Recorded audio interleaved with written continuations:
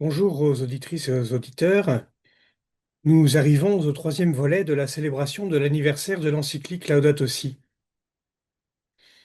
Après avoir envisagé dans un premier temps le rappel du sens du message qu'elle porte, et comment dans un deuxième temps le pape François l'a situé dans un programme d'élaboration avec l'apport d'autres grands textes de son pontificat, il faut maintenant évaluer le rôle important que Laudato Si a pu jouer dans la vie de la communauté humaine depuis sa publication. Un des fruits immédiats a d'abord été de susciter un enthousiasme international à l'extérieur de l'Église, tant dans les milieux religieux que dans les milieux politiques. Les milieux écologistes français se sont émerveillés en proclamant Habemus Papam Ecologicum, se reconnaissant parfaitement dans les analyses techniques de la situation planétaire énoncées dans le chapitre 1. D'autres militants internationaux ont pu reconnaître que, face à la crise écologique, il fallait être capable de faire des alliances inattendues. Même avec les cathos, qui étaient jusqu'alors jugés comme une force plutôt contraire aux enjeux de la crise écologique. Et même, comme le dit le philosophe franco-suisse Dominique Bourg, avec le pape François, l'Église catholique est passée de très en retard à en première ligne sur le front de l'engagement écologique, au point qu'aucun État ne serait en mesure de signer le programme de transformation de société préconisé par l'encyclique Laudato Si et l'écologie intégrale.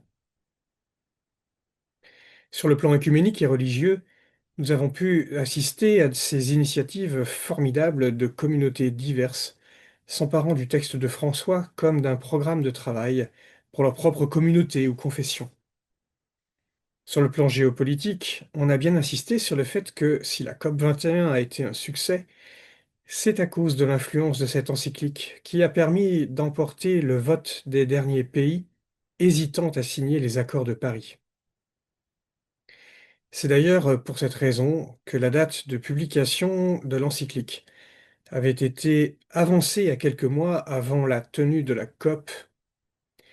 Dans la presse internationale, les commentateurs de l'époque ont émis l'idée que Laudato Si ferait partie des 20 grands textes qui influenceraient le devenir de la planète dans le cours du XXIe siècle. On aime à dire et à répéter que Laudato Si a eu plus d'impact en dehors de l'Église que dedans. Je pense que c'est un peu grossir le trait car on peut dire que les communautés chrétiennes se sont mobilisées assez rapidement avec des délais variables en fonction des réalités pastorales entre 2015 et 2019 pour faire, pour faire large, pour organiser en fait leur événement Laudato Si, soit par curiosité, soit par véritable intérêt pour le sujet, ou soit parce que c'est normal de sensibiliser la communauté à une nouvelle encyclique. Il s'est d'abord agi de découvrir le texte et essayer de le comprendre, qu'on soit enthousiaste ou pas.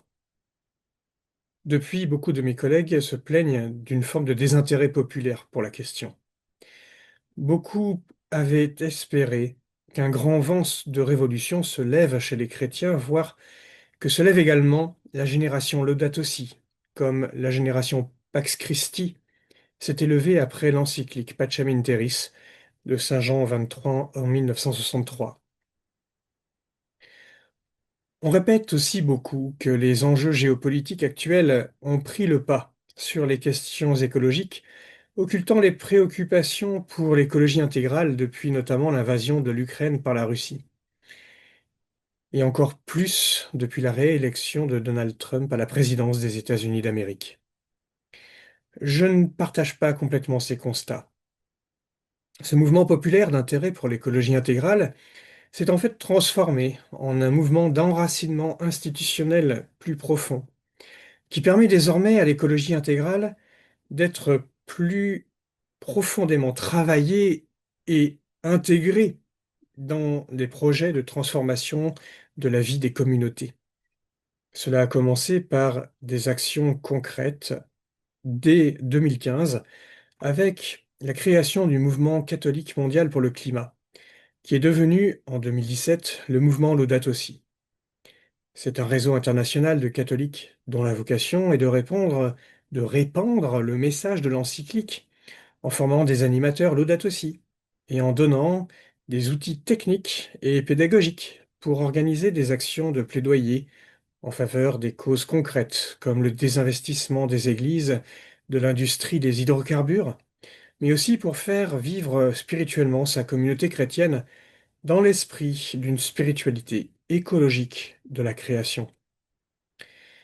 C'est à ce mouvement que le dicaster pour le service du développement intégral de la personne humaine a ensuite confié en 2020 la plateforme d'action Laudato Si, qui vise à accompagner des initiatives chrétiennes locales de mise en œuvre de l'écologie intégrale, comme des communautés, des entreprises, des fermes, des familles, des écoles, des universités, etc. C'est un mouvement très actif en France, qui rassemble régulièrement de nombreux acteurs de terrain.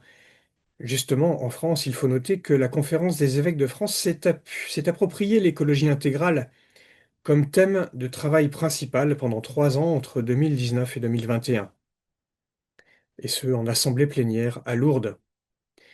C'est encore en France que, dès septembre 2017, les conférences des églises catholiques, protestantes et orthodoxes ont lancé, dans un esprit remarquable d'œcuménisme, le label Église verte, dont la vocation est précisément de mettre en œuvre de manière pratique l'écologie intégrale dans la vie concrète des communautés chrétiennes. On commence avec les paroisses, puis ont suivi les communautés monastiques, les associations, les familles et les groupes de jeunesse. Il permet de faire un diagnostic de la situation de la communauté en question, de voir comment établir un projet pour poser des gestes significatifs, même s'il ne s'agit que de petits pas en fonction des capacités et ressources disponibles. Il faut également noter que les grandes ONG catholiques comme Caritas International, c'est-à-dire le Secours catholique en France, et le CCFD se sont emparés sérieusement de l'écologie intégrale pour nourrir leurs projets d'action déjà riches et porteurs de bon nombre de ces intuitions.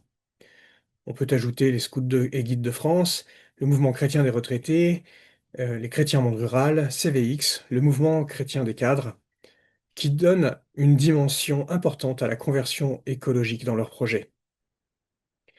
Si l'écologie était déjà une réalité portée par la pastorale de certains diocèses, il faut reconnaître que 2015 fut l'année de la nomination des premiers responsables diocésains à l'écologie intégrale, prêtres, diacres ou laïcs, bien souvent en équipe. La sortie du label Église verte a consacré ces initiatives par l'encouragement à nommer des référents diocésains au label Église verte et à l'écologie intégrale, ceux que l'on appelle désormais les REI, les référents à l'écologie intégrale, présents dans la plus grande partie des diocèses de France. Cela indique une institutionnalisation d'un ministère nouveau dédié à la mise en œuvre de l'écologie intégrale dans l'Église, avec des initiatives propres comme par exemple la promotion d'une journée de prière pour la sauvegarde de la création ou de célébration de la création autour du 1er septembre. Cela rejoint l'initiative du pape François qui a institué en août 2015 la journée mondiale de prière pour la sauvegarde de la création afin de rejoindre le grand mouvement œcuménique existant depuis 1991 et de le mettre ainsi plus présent dans la vie de l'Église catholique. Cette journée est à célébrer dans ce qu'on appelle le temps pour la création, entre le 1er septembre et le 4 octobre de chaque année. Actuellement, une réflexion à l'échelle internationale a lieu pour transformer cette journée en une fête du calendrier liturgique romain. Je ne peux pas lister l'intégralité des initiatives d'institutionnalisation de l'écologie intégrale au sein de l'Église catholique et des églises chrétiennes plus largement, mais je voudrais encore vous donner quelques exemples significatifs dans différents domaines.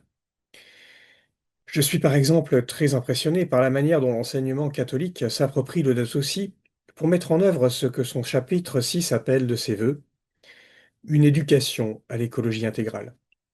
Cela se passe à tous les échelons, tant nationaux, avec la production de documents d'orientation et d'action auprès des jeunes, qu'au niveau diocésain, pour inciter les établissements à prendre en compte le paradigme de l'écologie intégrale, qu'au niveau des établissements eux-mêmes, qui l'intègrent en différents endroits dans leurs nouveaux projets pédagogiques. À l'international, des programmes de recherche et de formation se sont constitués dès la sortie de l'encyclique. Quatre exemples et un cinquième sont pour moi extrêmement stimulants. Tout d'abord, les universités pontificales de Rome se sont associées entre elles, à 10, pour créer le diplôme conjoint d'écologie intégrale, pour que tous les étudiants de toutes les filières puissent le suivre au cours de leur cursus d'études. À Oxford, le collège jésuite de Campion Hall a créé le Laudato Si Research Institute pour développer des programmes de recherche en écologie intégrale.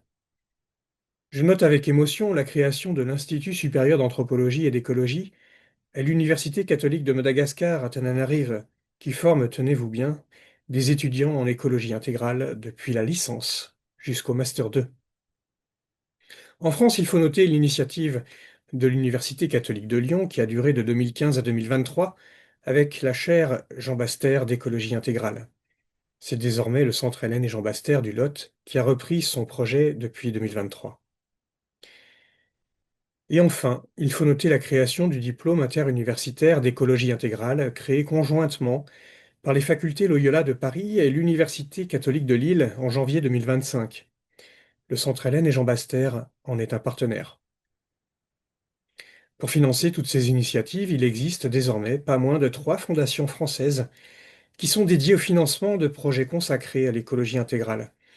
Et c'est une bonne nouvelle pour ceux qui cherchent des ressources financières. Parmi les bénéficiaires, on trouve enfin un dernier registre d'initiatives nouvelles, les écolieux chrétiens, qui se sont multipliés depuis la sortie de l'encyclique.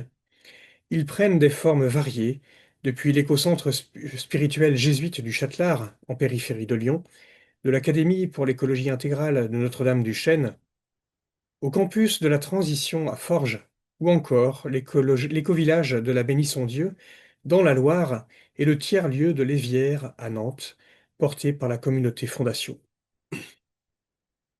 J'inscris dans ces initiatives les cafés associatifs, comme le Simone à Lyon ou le Dorothy à Paris, qui dispensent des formations en doctrine sociale de l'Église.